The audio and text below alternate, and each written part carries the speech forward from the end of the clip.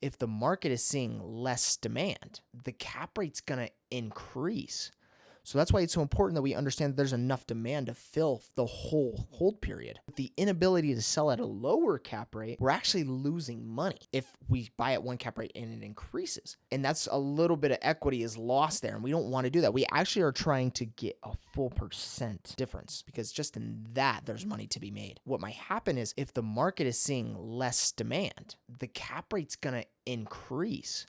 So that's why it's so important that we understand that there's enough demand to fill the whole hold period because we got to take into consider that cap rate. And going back to why it's really hard for us to compete on 150 plus units, it's just because with smaller private equity groups, really hard to profit when you have little cap rate room to work with, especially because we got to go in and stabilize the asset if it's not stabilized.